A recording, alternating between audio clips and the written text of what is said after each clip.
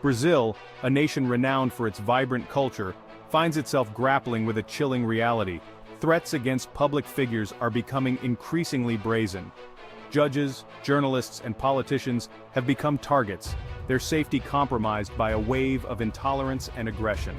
At the heart of this storm stands Justice Alexandre de Moraes, a figure of immense power and controversy in Brazil's legal system. As a Supreme Court justice, Moraes has been a vocal critic of far-right extremism and disinformation campaigns, making him a lightning rod for criticism.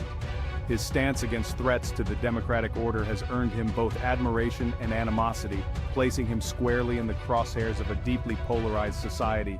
The tension reached a fever pitch as Moraes became the target of specific, credible threats, prompting a swift response from Brazilian authorities.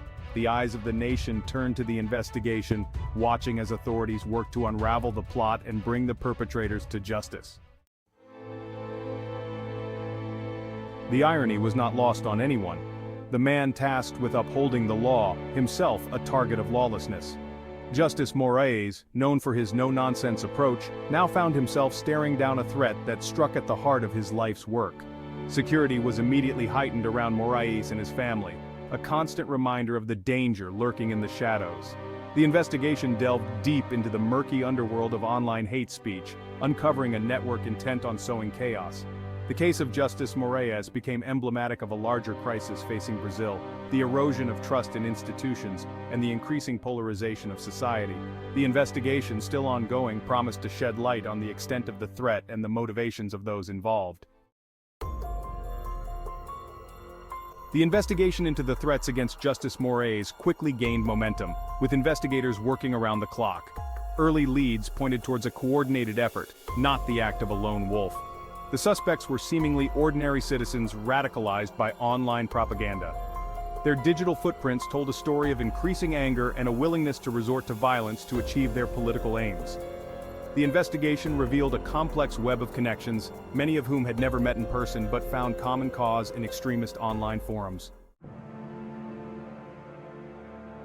In a series of coordinated raids, Brazilian authorities moved swiftly to apprehend the individuals suspected of involvement in the plot against Justice Moraes. The arrests, carried out with precision, sent a clear message: threats against the judiciary would be met with the full force of the law.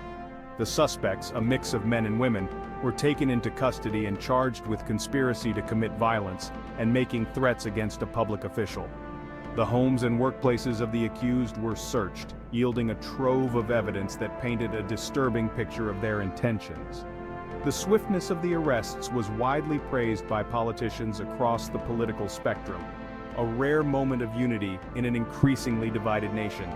The investigation continued to unearth new leads and potential suspects, highlighting the complexity and reach of the network involved. The threats against Justice Moraes were part of a larger trend in Brazil, the increasing normalization of violence and intimidation as tools of political discourse.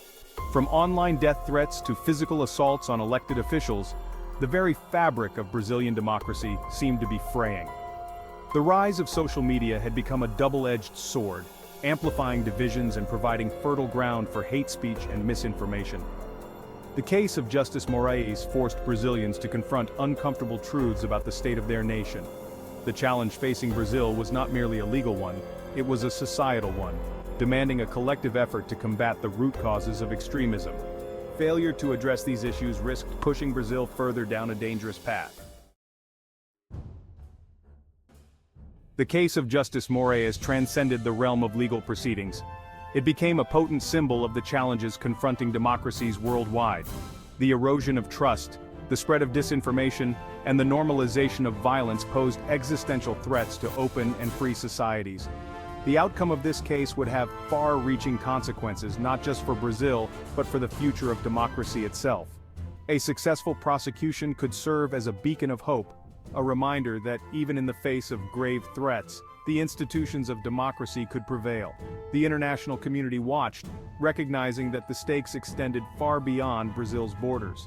The defense of democracy required constant vigilance and a willingness to confront those who sought to undermine its core principles.